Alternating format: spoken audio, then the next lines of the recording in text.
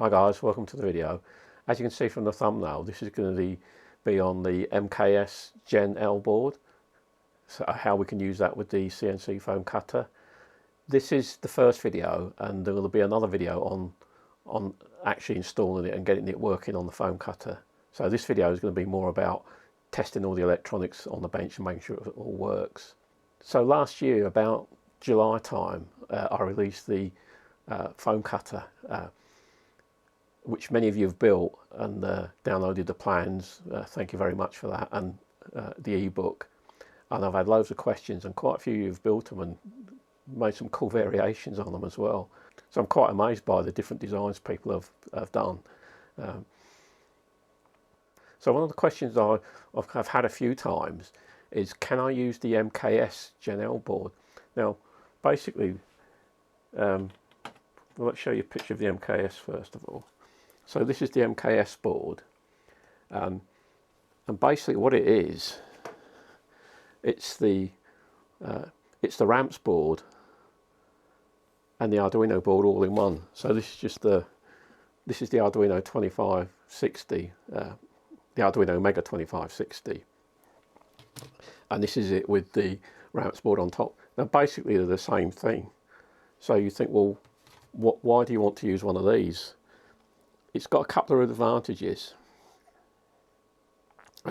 First one being is that we can power it by 24 volt, and the reason for that is that's quite handy for us, is that where we power the wire from on here on the D8 connector, instead of using 12 volts, then we can use 24 volts. It will work at 12 volts as well, so you can either plug a 12 volt or 24 volt power supply into here.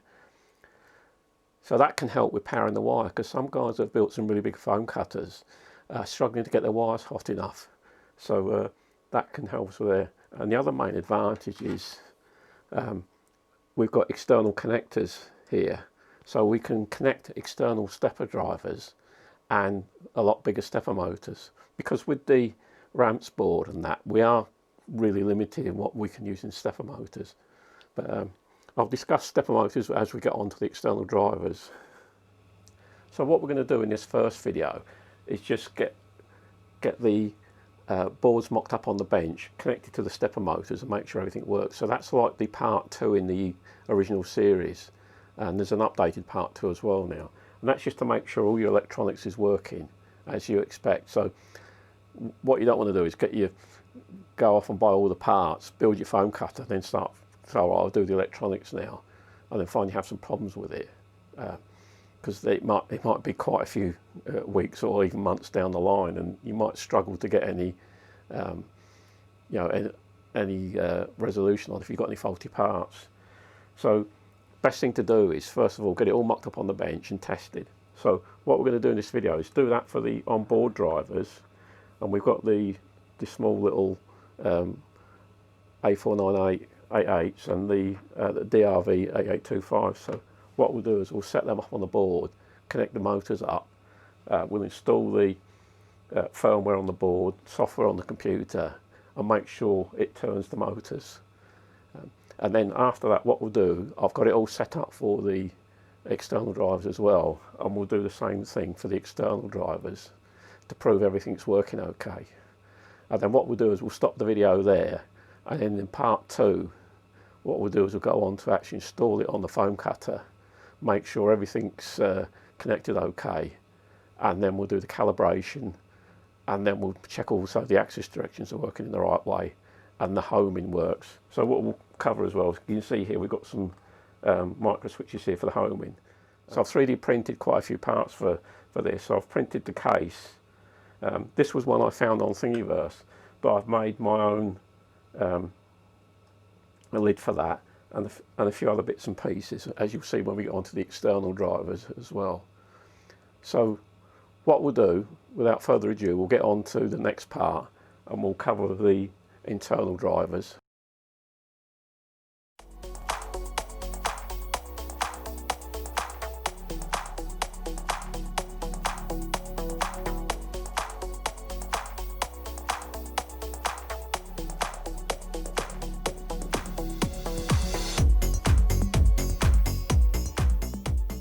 what we'll do now is discuss all the different parts that we're going to need for the using the internal drivers with the NEMA23 motors. Now this setup here works absolutely fine on the build on the website. So if you're going to build it more or less the same as the foam cutter on the website, then this will work absolutely fine.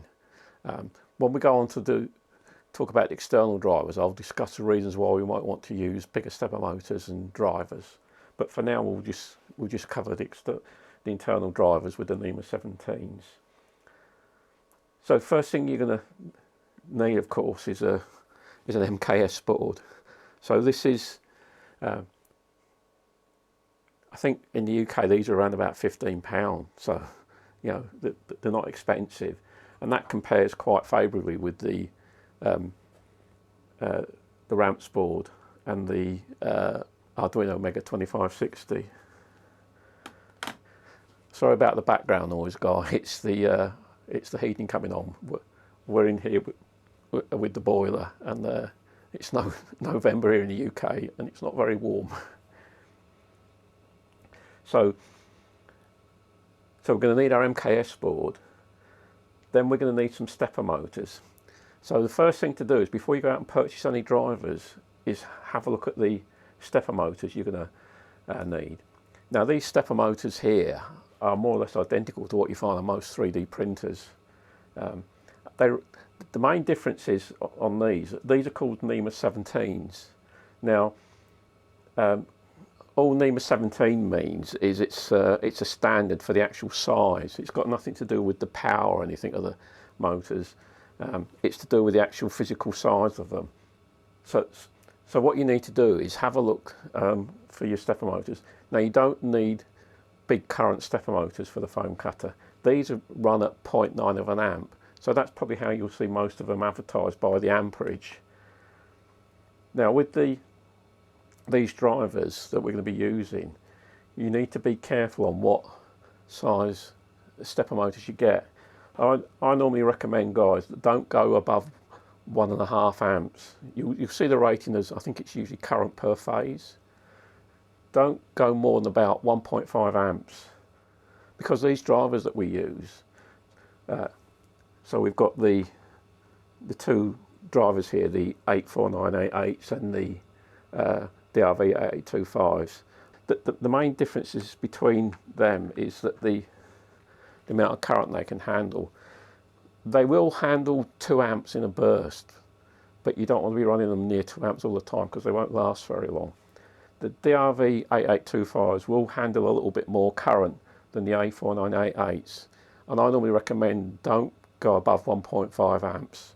And these motors here are 0.9 of an amp, and they run the foam cutter absolutely fine, and you'll be surprised how much power you have in these little stepper motors. You know, you don't need to put big massive stepper motors on for a foam cutter of this build. So once you've decided on your stepper motors, and quite often you can get them as a deal if you there's links on the website for the recommended motors and drivers. I tend to use the DRV8825s because they handle a little bit more current. But the other advantage with them as well is they can handle 132 microstepping, but we don't need that for the foam cutter. So if you can see a deal with the 84988s and some suitable stepper motors, then I would probably go for that.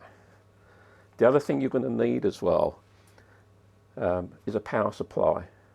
Now this power supply here, this is a 24 volt power supply, and because the MKS board can work on 12 or 24, it depends which one you want to go for. If you think, say later at some stage you might want to build a much bigger machine and use external drivers and bigger stepper motors, then go for the 24. Now this one is this is rated at 24 volt, 17 amp continuous, which is more than enough even for the NEMA23 motors we'll be testing later, and it's way over the top for these. What you can do, if you add all the current up on these motors, so we've barely got one amp on these, the the MKS board will probably take about amp. So that's 5 amps. So if we were using a 12 volt power supply and a little bit for the fan, the most you're going to be looking at is about 70-80 watts. And I doubt whether you can buy a reasonable power supply, you know, at that low rating. So go for a power supply that can handle the current. So just add up all the amps of the motors, add a little bit for the MKS board, and make sure the power supply can deliver that. So really here, all we need to make sure is the power supply could deliver at least 6 or 7 amps, and this one's rated at 17 amps, so we're going to have no problems with that whatsoever. The other thing you're going to need as well is a fan, because these drivers do get hot. So you've got a couple of options here. If you're going to use the 12 volt power supply, well, you can do whatever you want really, but I've got a 12 volt 60 amp fan there. But 24 volt fans, at the time when I was looking for them, these were the only ones I could get hold of. So these are two 24 volt 40mm fans. I think they're the same that you used on extruders on 3D printers. So all I've basically done is I've just wired them together, and there is actually a socket on the MKS board for them to plug into. So but do make sure you use a fan. And I've 3D printed that, and that will just sit over on the top when it's running to just keep an airflow over the heat sinks. The other thing you're going to need as well is a way to connect the motors. Normally when you buy motors, you can quite often get them with the cables. So these cables here, we've got a 6-way connector and a 4-way connector, and the 6-way plugs into the stepper motor, as you can see there, and then the other end just plugs into the relevant socket on the board. So make sure you get them as well. Sometimes you'll see motors, and I have got one where there's just wires coming out of the stepper motor, and then you've got to then wire it in, which it just makes it a lot more messy doing it that way. So I think most of the NEMA17s come like this now. So make sure you get them, and it's a dead easy job to plug them in. The other thing we've got as well is the micro switches here for homing. Now you don't actually need to have homing or end stops on the foam cutter. It will work without it. But if you want to use homing, then just get yourself some little micro switches like this. And I've 3D printed these brackets for them to go onto the foam cutter. So when we go on on part 2, when you see it on the foam cutter, I'll show you where they are. So I think parts wise, that's about all we're going to need. So what we'll do now is we'll go on to the next part, which is actually installing the firmware onto the MKS board. Right, so guys, in this section what we're going to do now is go on to install the firmware onto the board and install the software on the computer. So what we need to do to get the firmware on is go onto the website, and there's links in the description. Go on to downloads, and if we scroll down, and at the moment we're showing the 3.2 application, but by the time this video comes out, it will have the later version there. So just make sure you get the latest version. And then what we want then is to download the firmware using the X loader. I highly recommend that you don't try and compile the firmware yourself. Most of the problems guys get that come back to me are to do with compiling the firmware. Originally when I first released it, I couldn't find anything to upload the compiled firmware, but now I've found this, and this works great. So what we want to do is use the X loader, download that, So we just go on to download.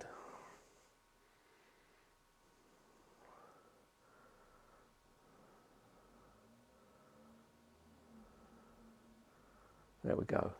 It's a little bit slow because I'm a bit far from the access point. Now you can see I've already got it downloaded already, so I won't go and download it already. But then once you've got it downloaded, go on to the, we're into downloads here. We go into Xloader, wherever that is. Sort by name, there we go.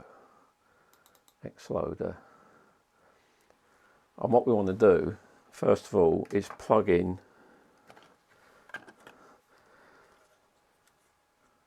our MKS board.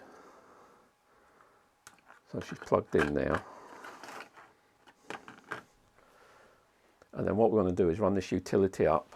And the first thing to do is make sure you've got the right device selected. So make sure you've got the Mega 2560 and it will set the correct baud rate. And the other thing to do is just make sure you've got the right COM port. Now the way to find that out on Windows 10 is go and press Windows in the X key to bring up Device Manager. And if you have a look in their ports, so we can see here that we're connected on COM3 here.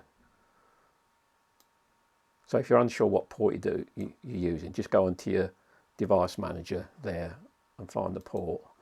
So it's put COM5 up because I think I used it on the other side last time. So we select COM3 there. Then with hex file, just click on there, make sure you've got the correct hex file. So that's the correct hex file there. And I'll see it hasn't changed from the original download, it all works fine. So we can actually cancel that, we don't need. And all we need to do then is do upload.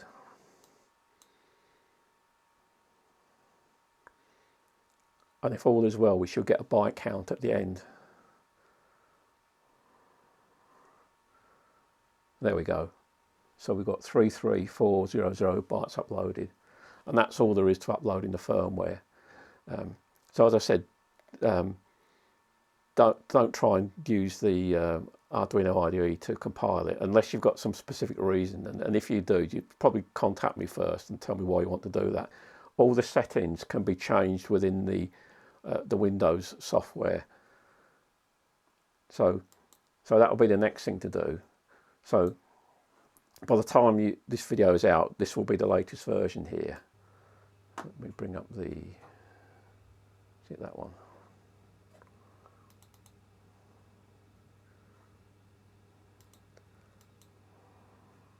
Yeah, this is the new version, 3.3. So once you've installed it, all you need to do then, connect there, and then we get all the zeros and that. And that's all there is to installing the software. Any of the settings that you need to change can all be done on the settings tab. And what I've done on this latest version as well, there's an option there to back up the settings. So once you've got your settings correct, it will store your settings on the MKS board, on the EEPROM chip there. So if you have to reinstall the software, it will pick up the settings from there. But as a belt and braces, what I've done, I've now modified the program to where we can got backup settings. So all we do is click on backup settings. See, I've already done this before. I've got a settings tab there. Save. Do you want to replace it? Yes. And it says 38 settings have been saved. And if we go into the, there we go. We're just over, and all it is a text file, and all it's got is all the values in there. You can only save the settings. I haven't set it so you could import them back because it does involve a lot more programming and checking to do that. So maybe in a future version I might do that, but This is just really to make sure you've got a copy of your settings. I found it quite useful when I'm swapping between boards and that, and making sure I've got the same settings. So once you've done that and you've installed the software and the firmware, then you should get this here, and then anything we need to change, we can just go in and change on the settings tab. So we'll discuss that, any settings we need to change a bit later on. And there's also a configuration guide there. So once we get onto that stage there, if you press configuration, it goes straight to the website. Running a bit slow here because I'm running the screen recorder as well. And it goes through the whole setup as well. And by the time you're watching this video, we'll have there'll also be the MKS board will be included in that as well, because there's a few things that are slightly different as to regards where things are plugged into, but not the software and firmware are exactly the same. So hopefully you've got your board connected and it looks okay. And what you can do, just as a little test, you can actually load in a file. Let's see what we've got. We'll try that one.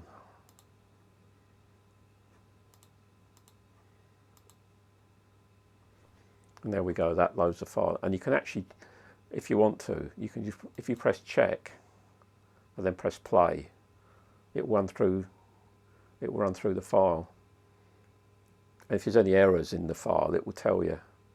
So so that just proves the software and the firmware are working okay. So we can now go on to the next step, which is getting the drivers installed, getting the micro stepping set, and connecting it all up and doing a little bench test. So we'll go on to the next section. Right, so in this next section, what we'll be doing is we'll be setting the micro stepping on for the stepper motors, which we use 1/8 on the foam cutter. We only need 1/8 micro stepping now. It doesn't need to be any finer, because a foam cutter doesn't need to have the accuracy of a CNC router or anything, you know, down to thousandths of an inch or millimetre. So I've been using 1/8 for years, and I even used half micro stepping to start with, and even that worked all right. So we're going to show you how you set that on the MKS board, and then what we'll do is we'll install the drivers and make sure we get them in correctly, because if you don't get them in correctly, you will blow them up, and trust me, I've done it. So to set the micro stepping on the MKS board, what we need to do, let's see if we can get you focused on this. I'll put some pictures up as well. I've got some better pictures, but what we need to do is on these jumpers here, we need to bridge these with the jumpers that come with the board, and you can see on the other sockets there, they're already been done. So we're going to be using these first 4 sockets here, because it's got 5 sockets. We only need 4 because we're 4-axis. So to set it to 1/8, all we need to do is to bridge them jumpers there. Hopefully you should be able to see that. And then all we do is put the little jumpers across on them first 2 pins there, and that gives us 1/8 micro stepping. So if you look now, we've now got the two jumpers across, and that gives us 1/8 micro stepping. So do that for all the 4 sockets. I've still got them in the 5th one there. It's just somewhere safe to keep the little jumpers. Then once we've done that, what we need to do then is install the drivers. Now, for this build here, I'm going to use the DR8825 drivers. So I'll just put the A4988s out of the way. And the main thing to be careful of here is to make sure you get them lined up correctly in the socket.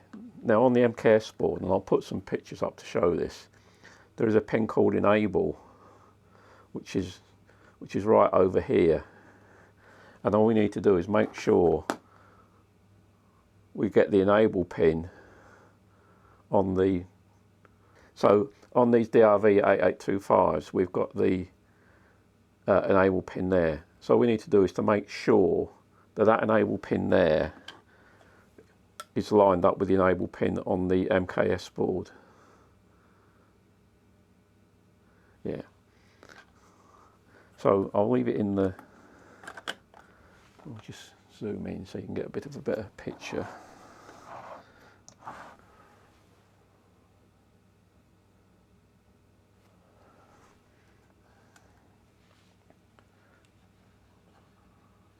How's that looking? That's not so bad there. And the other thing to do, you see already on these drivers here, we've got the heat sinks on. So they just come on some double-sided sticky tape. So just peel them off and put them on, because if you don't, the chips will blow. So all we need to do is just line the enable pin up there with the enable pin there, and then just carefully fit them in.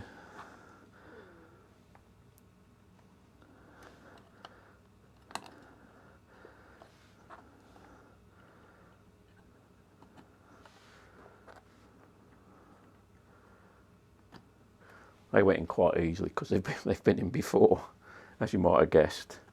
So, and just do a, I know we can see they're all the same, but just do a quick check to make sure they're all the same way. And what you'll find is that this little trim pot here, you can see that trim pot, all the trim pots should be in the same orientation. That's where we adjust our voltage reference, which will go on into the next section. And before we go on to the next section, what we need to do is we need to connect our power up as well. So on the power supply here, I've connected wire. There's only about an amp going to the board itself, and with the hot wire probably another 2 to 3 at most. So this cable's quite sufficient for that. So all we need to do then is just make sure we get the voltages positive and negative correct on the MKS board as well. So and if you look closely,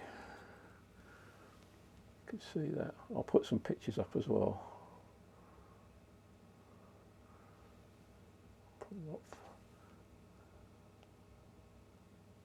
Yeah, I think you can just see that now.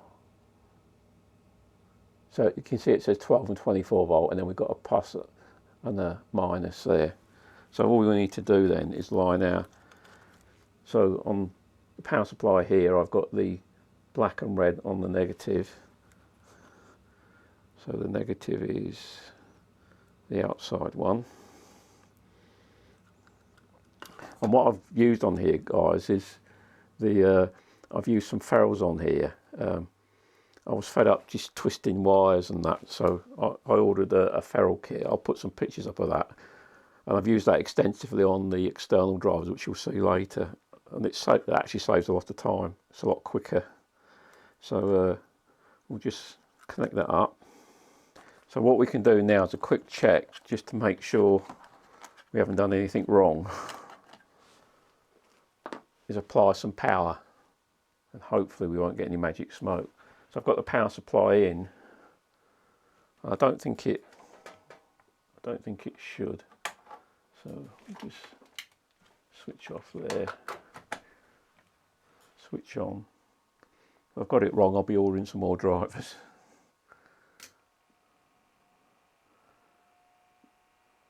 And there we go. If you do get them in wrong, you will see the smoke quite quickly. I can vouch for that. So that's the micro step in and the drivers installed. So what we'll do on the next section, we'll go on to calibrating the drivers for the stepper motors, and we'll show you how to do that. Right, so in this next part, guys, what we need to do is to calibrate these drivers to match the stepper motors. Now if we don't do that, two things can happen. We can either not have enough current to actually make the stepper motors operate, or if we supply too much current we can probably damage the motors or even burn out these stepper drivers. Now, so how do you work out the current? Well, what I've done to make it easier for you, if we go onto the website and if we go on to CNC Foam Cutter and go on to calibrate the hot wire CNC Foam Cutter, there's two calibrations we need to do. One we'll do in the next video to make sure we've got the right movements. But the first one is setting the current of the driver modules, which is called Vref. So basically what we do is we power up the board, and then once the board is powered up we put a meter on and we check the voltage, and the voltage is actually off these little trim pots here. So these little trim pots here is how we can adjust the voltage reference. So on the website, if you go to the calibration page, and what I've got there is I've got the two driver modules that we're using. So depending which one you're using, either the A4988 or the DRV8825, select that. So we're using the 8825. Now these stepper motors are rated at 0.9 of an amp. So what we do on the next part there, stepper motor current per phase, we put in 0.9, and then you can see it says there set the Vref to 0.45 volts. On the DRV8825 it's quite easy, it's basically half, but on the A4988, so if we were using the A4988s, swap it over there, you can see the voltage there is 0.49 volts. So just make sure you get the correct current per phase for your motor, and then all we need to do is set the voltage to that. So what we'll do is we'll go on, and what I also like to do as well, I've heard different stories about this, but some say you don't need it plugged into the USB, some say you do, but I just tend to plug it in anyway. So we'll plug into the USB, just get you focused out a little bit. So we'll then connect, and we don't actually have to be connected to the software or anything for this. And then what we do then, we'll then power on the, so we're powered on now, and then all I've got here is just a fairly bog standard multimeter, set it to the 2 volt range.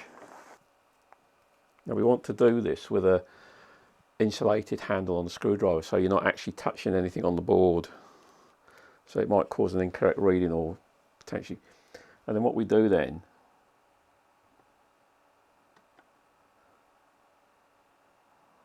see if we can get a connection. We've got a connection, there we go, and get the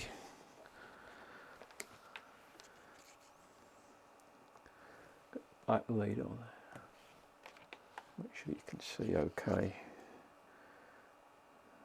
Black. So we're showing 0.3 now. I think I must have moved it. So all we need to do then is turn the trim pot until we get the required voltage. So that's 0.4. Now I've had some guys when they're doing this say they can't get the voltage to change, and these things are that small that you think you're turning the pot, but you're not actually. So just make sure you're actually turning the pot. So that's 0.4. Go up a little.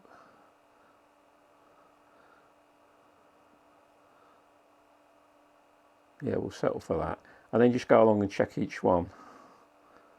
So that one's a little bit on the high side.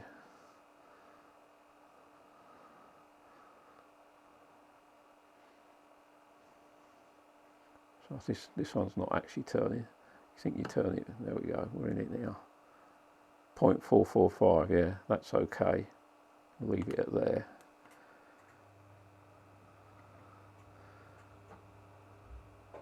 It's a little bit, yeah, that's about right. And then we'll just check on the last one. That's right, we'll just recheck that first one. Yeah, that'll do, 0.45. So that's all we need to do, is just check them voltages and make sure they so just check them voltages and make sure they're correct for the current you're using. And if you get that right, you shouldn't have any problems. Now the other thing to do as well is, once you've got that set, is make sure you've got your cooling fan on. So this has got two fans on it here, and this actually plugs in. Get you zoomed in a little bit more. So the cooling fan actually plugs in onto this white connector here. Now there is a connector here that says fan, but don't use that one. That one in this firmware doesn't work. It only works off this connector at the back here. So make sure you use that one. If you plug into that one, it just won't work, and you'll probably risk blowing your drivers up. So at the moment there's very little heat on them because they're not connected to the motors. So that's how we set the current for the driver modules. So if you're using the A498, it's exactly the same process. Make sure you line up the enable pin and then fit them in. So we're only using these first four sockets. So we've got the X, Y, Z and U. And if you've done that, we should be able to get the motors working. So what we'll do, we'll connect the motors up in the next section and just do a little bench test. And that should be it for the internal drivers, or the onboard drivers if you like. So on to the next section then, where we do the bench test.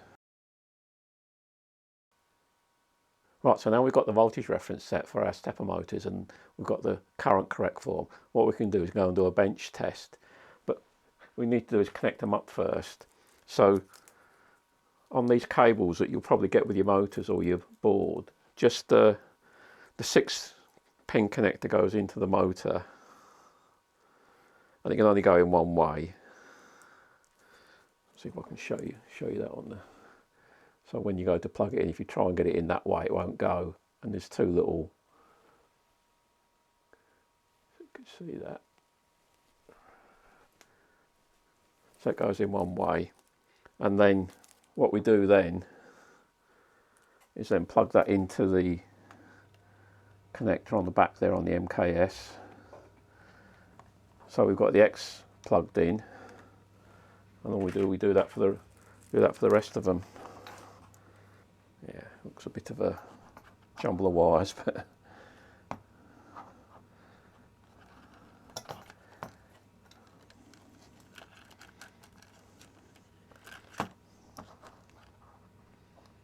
so what I've done in the top of these flexible couplers that we use to connect to the thread rods, I've just 3D printed these little pointers here, so it just makes it a little bit easier for you to see what's actually happening. So now we're all plugged in there. We plug into the computer, switch the power on, and what you should find is, once we're all connected up, these motors should be locked, so you can't turn them. Now if they're not locked, the chances are you possibly might have a wire incorrect. I've had a few guys with some of these connectors where they've been wired differently and they've had problems getting the axis working. So that's a good indication it's okay that you can't turn these motors. So all we need to do now, we go onto the controller program. I think it's that one, isn't it? Just expand it. And then it's still telling us COM4. If for any reason it doesn't show you COM port, just do a rescan and it should come up. So if we connect, there we are, we're connected now. And all we need to want to do, let's just zoom in a little bit.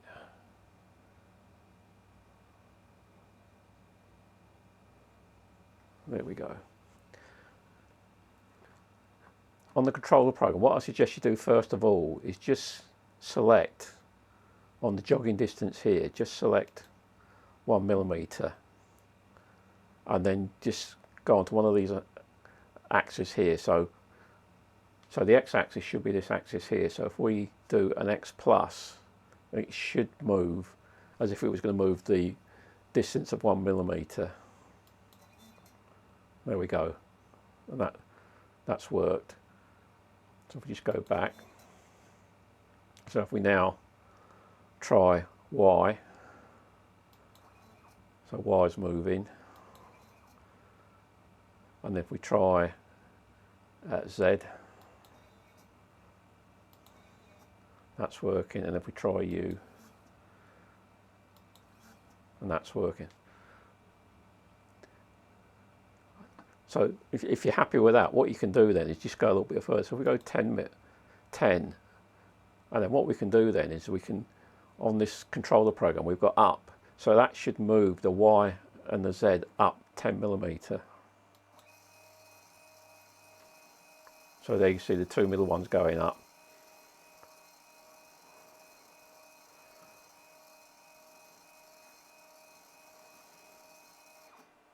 Why has it gone 30, I hear you ask? It's because of the mouse clicks. I've probably held the mouse down a bit too long, and it's taken it as 3 clicks instead of 1. That's why it's gone 30. You can do it by keyboard as well. So if we go onto the settings, and if this isn't enabled here, enable keyboard arrows. So we can use the arrow keys as well. So to go down, it's page down. Now is it on? There we go. So that's just gone 1. So if we do page down again. And the other thing we can do is we can just tell it to 0 everything. So if we just press the 0, if we could say go to 0 there,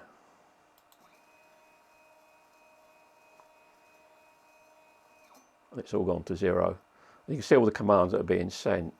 So what we'll do, we'll just load a file in. So we just find a FP. Yeah, we'll try that. See if that's. Yeah, there we go.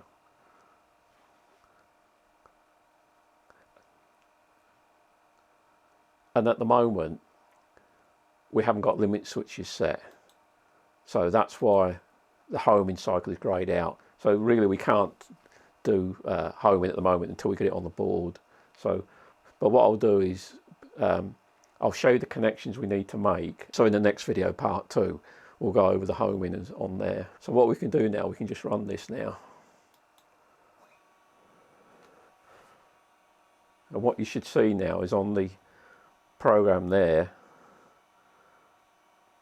the red line indicates where the Y will be. So we've got an XY view here, so that's looking at one side of the foam cutter, and the UZ view looking at the other side.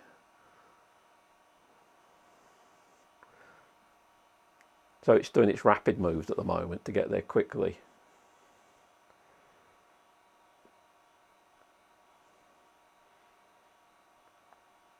I think what it's coming to do, I think it's coming across to do these lightning holes here.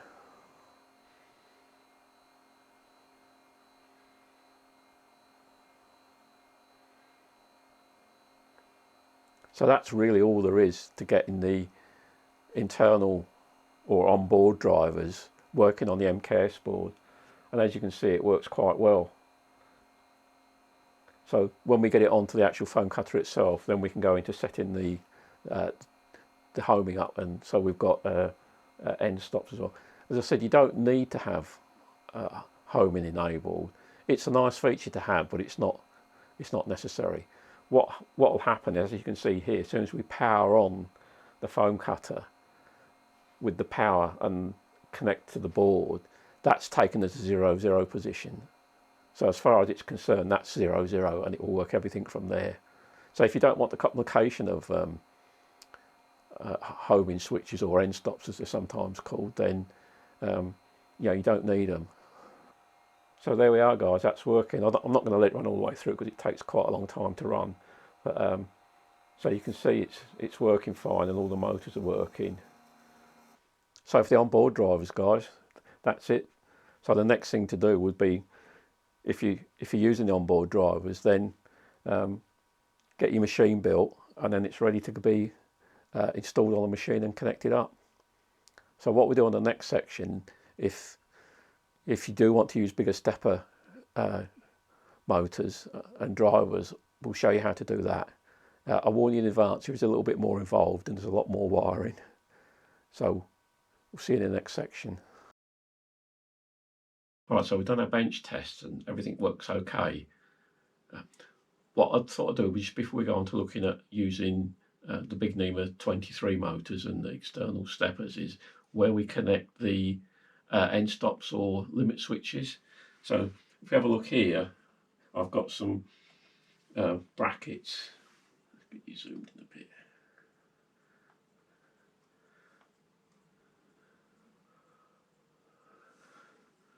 Yeah, these brackets are 3D printed, and if anyone's interested in them, I'll put them up so you can print them yourself. But these limit switches, or these limit switches here, I've got 2 holes in them, and they fit exactly on onto the bracket there. And then all I do is just put a dab of hot glue either side just to hold them on. So that means if you do need to get them off, they'll come off quite easily. And then these go onto the foam cutter, and then you can adjust it whichever way. So that one is for the vertical axis, and these ones here are for the horizontal axis. So on part 2, I'll show you them actually fitted, and how we set that up. But the main thing on this section really is to make sure you get the right pins and get the right connections. So I've had 1 or 2 guys have struggled with a little bit with they've got the X, Y and Z pins okay, but when it comes to the U's not the same as the others. It's a little bit more harder to find. I'll put some diagrams up to show you. I've created some diagrams showing where the pins go. But if we look on the board here, so looking on the board here, the pins that we're going to be using are these connectors here, and we'll only be using 2 of the pins. So we'll be using the ground and the signal pin. Don't connect all 3 pins up, because that's probably going to damage the board. I'm not 100% certain if it will do. I haven't tried it, and I'm not going to risk trying it. But all you need is the ground and the signal pin. So we use the X, Y and Z, what they call the min connections there. We don't use the other ones on the max settings. You can do that, but to be honest, it just adds a lot more wiring, a lot more complexity. We can set a max setting in the software so once it's home, then it knows how far it can go, which is a lot simpler. Now the one that's a little bit more complicated is the U pin. And for the U, what we do is we use this one here, and it's actually pin D42, which is that second one in there. You see the screwdriver pointing to it, and then there's a ground pin at the end there.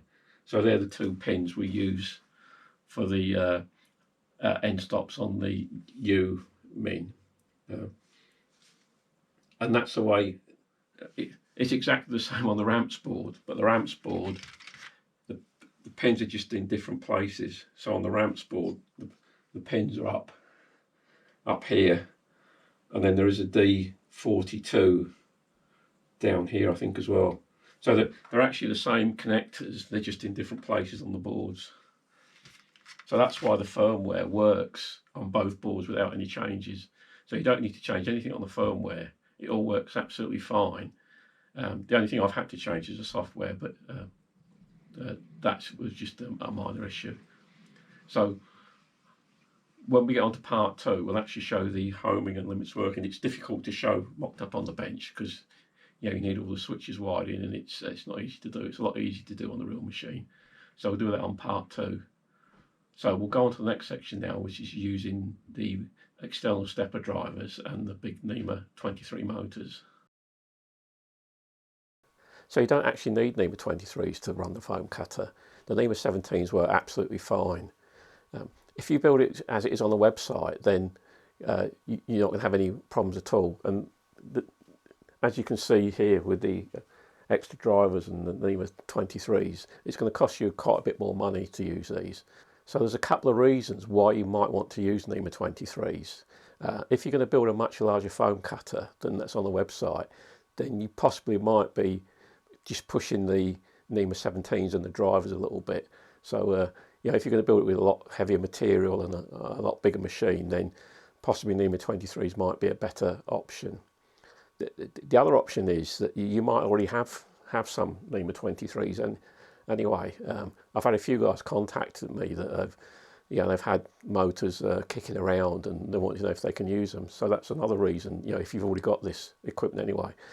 So a lot of these drivers here can be used with the old parallel port drivers. You just have a different interface card, and instead of using the MKS, there's a parallel port driver, but then you need to use things like Linux, CNC and Mac 3. But that's another story. So that's possibly one reason. Another reason may be that you've been using one of these older parallel port systems, and the computer's finally died on you, and you might find it difficult to get another older computer to run it. So you could then just swap out the parallel port controller for the MKS board, and then away you go. So that's some reasons why you might want to use them. And as I said, unless you've already got them, you don't need it to build a foam cutter as it is on the website. It's going to be more expensive, and as you can probably see from here, there's a lot more wiring to do as well. So that can cause problems as well. So, but what we'll do, we'll go on and have a look at it, or show you how to wire it up, how to configure the board. The board doesn't need anything much doing to it really. It's got these external connectors on it, so we can just plug into them. So what we'll do now is we'll get on to actually showing you how we actually configure this.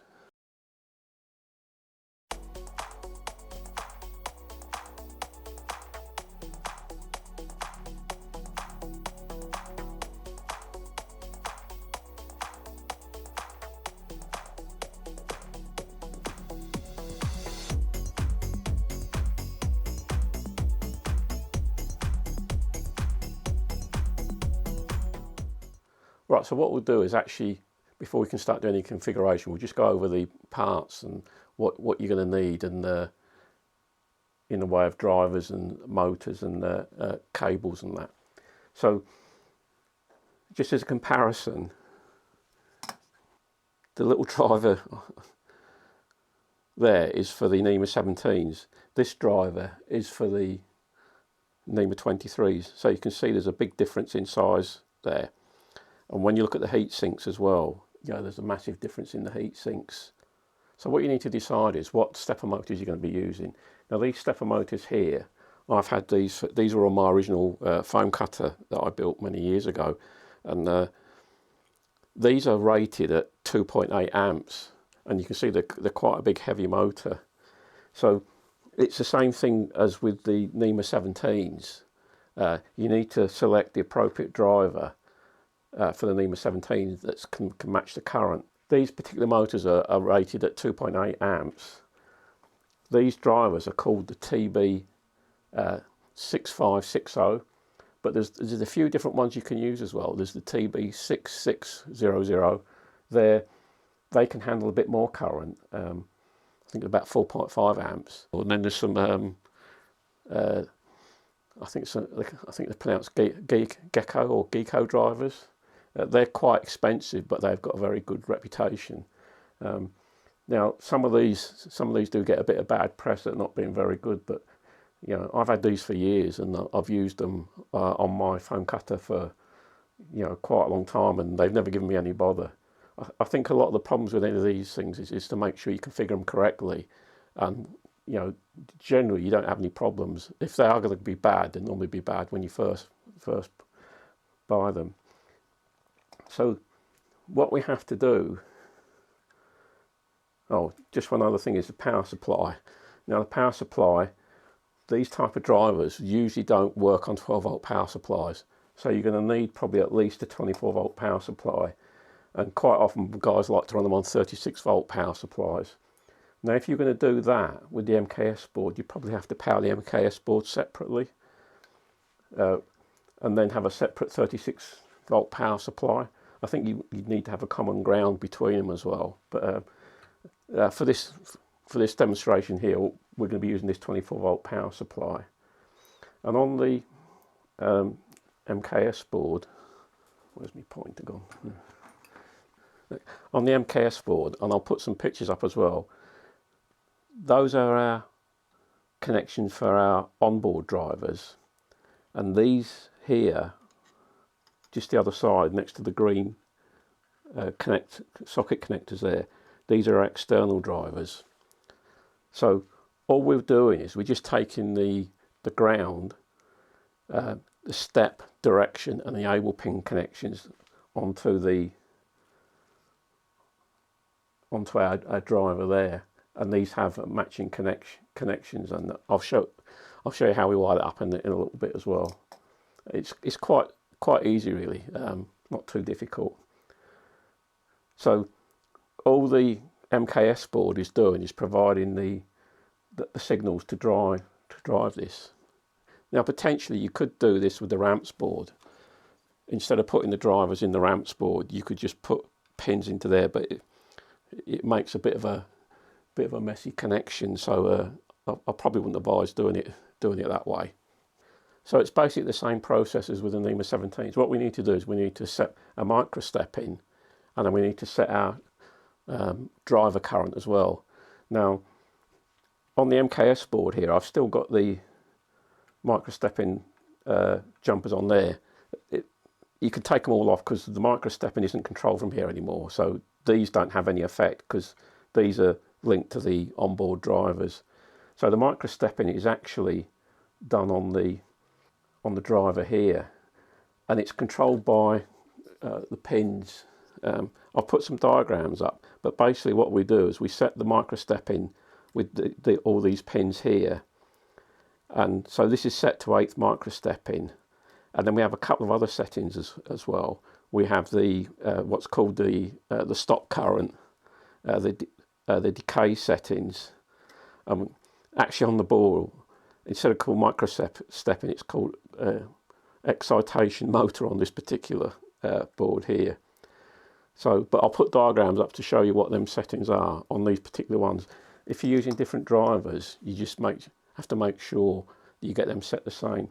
Now on this particular driver, I've got it set, so there's various settings on here.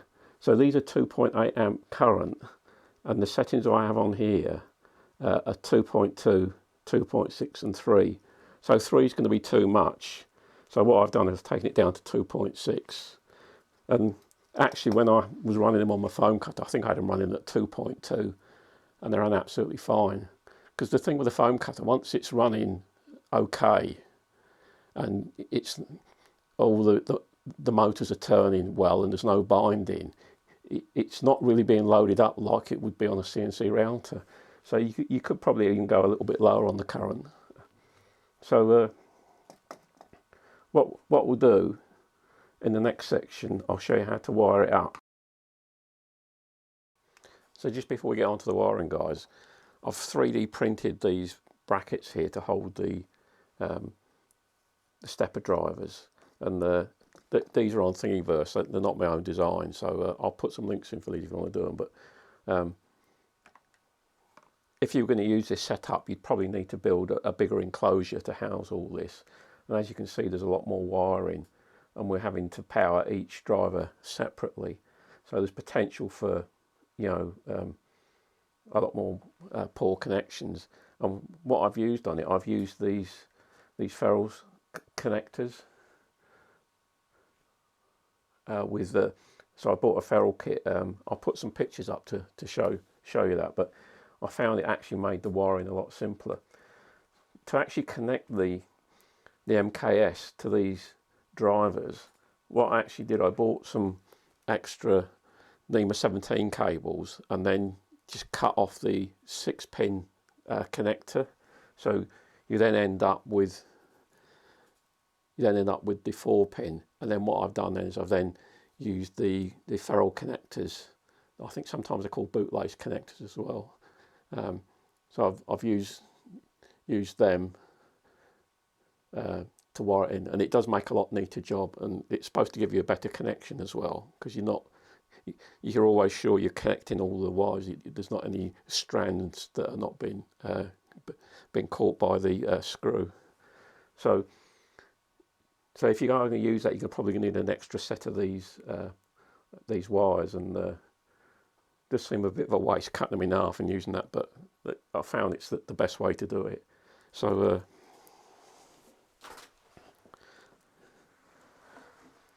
and I'll put a diagram up of how we actually connect it, because it'll be easy to see on the diagram. But basically what we do, we take the connectors off the MKS board from the external connector there, plug it onto the external connector, and then what we have to do then, we then wire it into the stepper driver.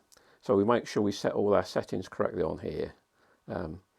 So this is set for 1/8 microstepping, 2.6 amps, and then there's a stop current and a decay setting. Them settings there, I've just basically used what I used to use on my old foam cutter, and it's proved okay. So, but what we have to do, as you can see from the diagram I'm putting up, we have to link across all the negative pins. So we've got an enable negative, we've got a CW negative, we've got a clock negative. So we have to link all them together for it to work. So all I've done is on this cable, I've just jumped them across like that. So all we need to do is wire that in. So plug it onto the MKS board, wire it into that side, and then on the stepper motor side, the stepper motor goes onto the opposite side, and then we just need to wire our pairs. Now if you have a look on the driver, we've got, I'll put a diagram up as well, we've got, I think it's, we've got B minus, B plus, A minus and A plus. So we just need to make sure the pairs go there. If you're struggling to find out if they're a pair, the simplest thing to do is just to join two of the wires together and then try and turn them, and if you get them connected together there we go. And what you'll feel some resistance, you'll feel resistance there. Now if you don't feel any resistance, so if it goes real easy like that, then they're not a pair.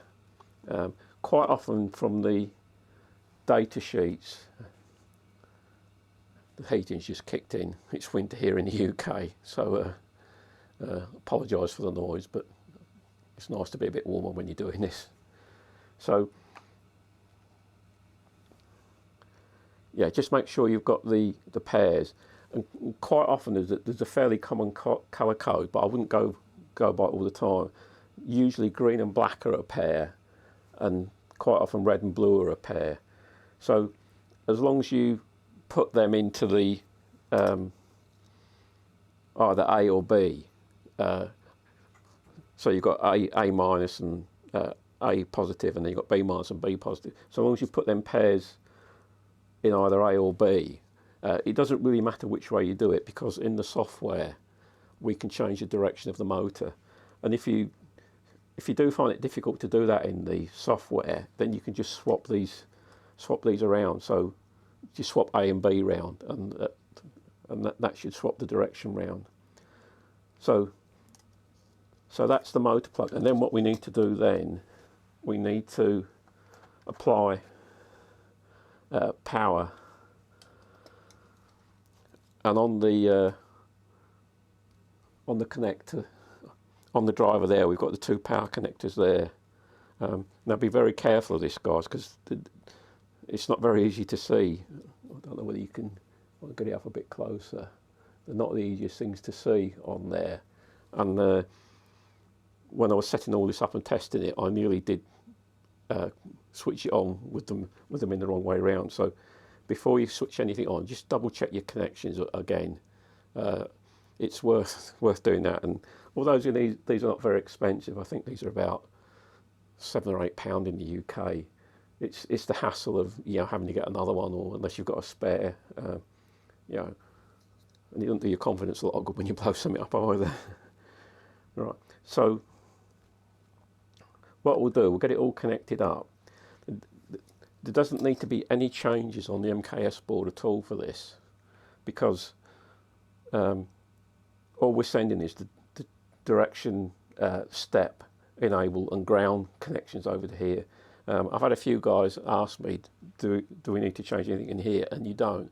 I know when you're doing 3D printers, there's a lot more settings that you change on the firmware, but this doesn't need it. So all we're sending is the signals across to here, and all the changes are done on the controller. So what we'll do is we'll get that set up and wired up, and then we'll come back and we'll do a bench test and see if it works okay. So I've now wired this connection in as the diagram to the correct pins, and then the same on the stepper motor. So all we need to do now is connect the connector onto the external connector on the MKS board. This board at the moment, I haven't got it screwed in or anything, because I've just had it out for demonstration. And then all we need to do now is connect the power up. So on the power board here, we've got all the positive connections on red. So I've got a spare connection. I'll just put this last one in.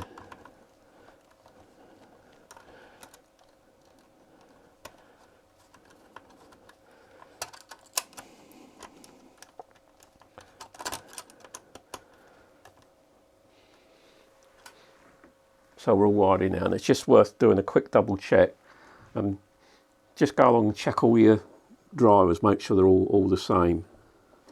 So we'll just do yeah, it's mainly the power I'm more concerned about, making sure we don't blow a driver up. So we should be good to go. So we'll connect the board up. Right, so we're on there. So the next thing to do is switch the power on. Just plug in there. Hopefully there's no magic smoke.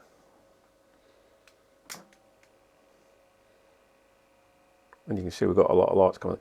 Again, you should find all the motors are locked. Now if they're not locked, the chances are you may have one of these connections not right.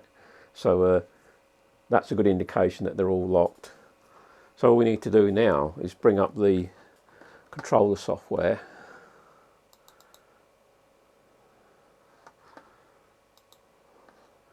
We're still on COM3.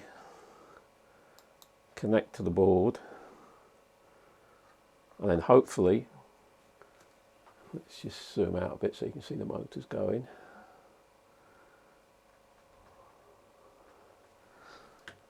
Hopefully if I've done anything correctly, it should work. So if we do an X, so we'll go down to 1mm to start with, do an X positive.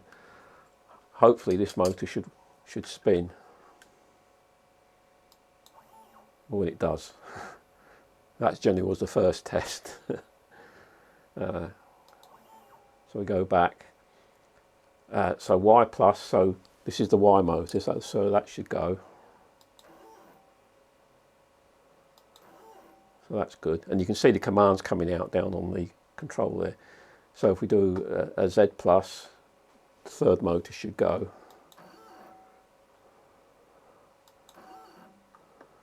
And then U. So everything's working fine. So let's just do a little bit more. Let's just go up.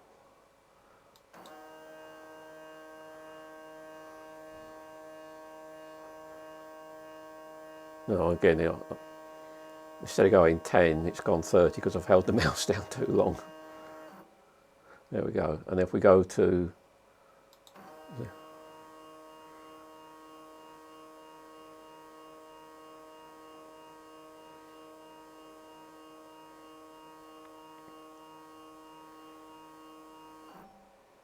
so that's all looking good. So let's just bring a file up. See if we can find that one we had earlier. Well,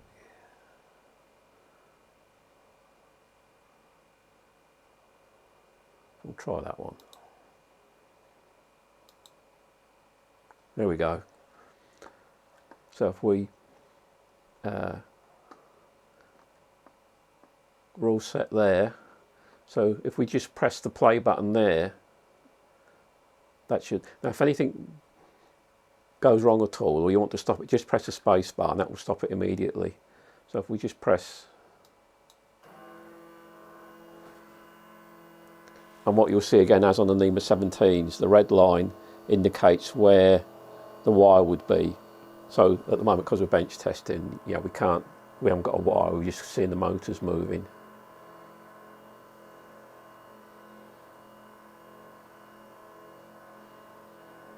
And then once we come up to here, we should see the other two start to work. There we go. So we're going across now.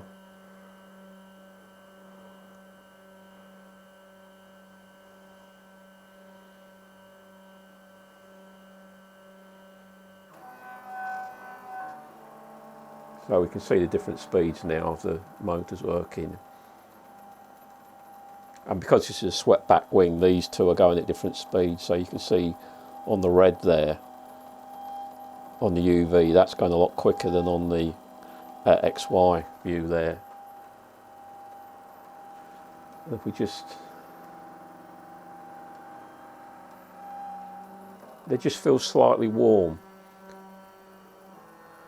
What I'm going to do, I'm just going to stop it now because this will take a long while to run. So, and then we just do a reset.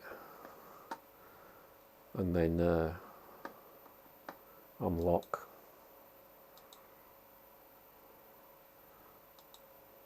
There we go. And then if now I can, if we just do go to 0 and all, it's going to take everything back to 0.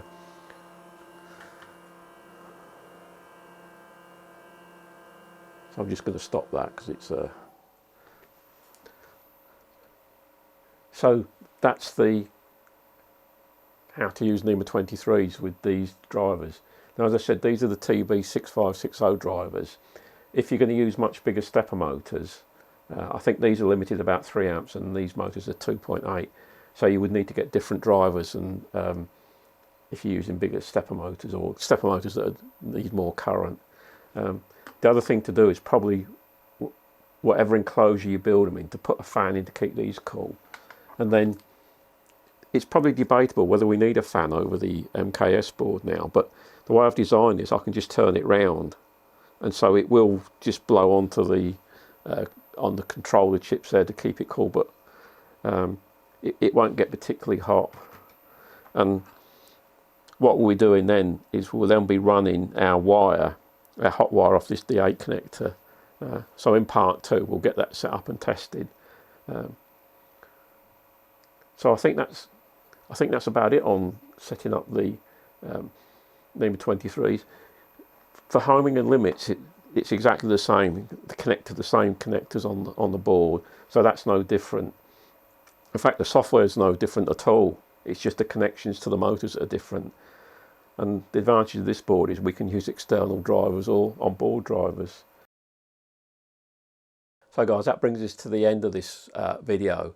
So we'll be in part 2, we'll be actually installing it on the machine and getting it working. Now I'm not going to use the NEMA23 setup on my machine because it's set up for NEMA17s.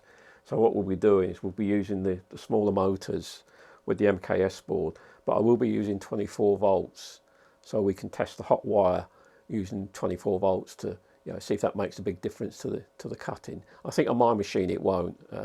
I've always got good cuts with the 12 volt. So with the NEMA17s, you can use the 12 volt.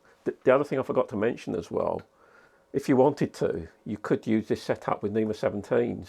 All you'd need to do on the drivers here, just set the current down. Now these drivers, the current setting goes right down to 0.3 of an amp, I think. So there's 0.8. Yeah.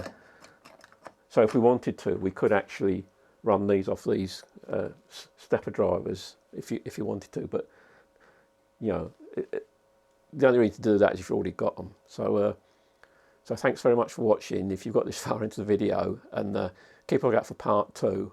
I hope to get it out before Christmas. It's going to take me a little while to get the machine set back up because I've more or less stripped the machine down of all the motors and everything to do this test. So it's going to take me a little while to get it set back up, but hopefully it'll be out before Christmas. And so thanks very much for watching, and I'll catch you in part 2.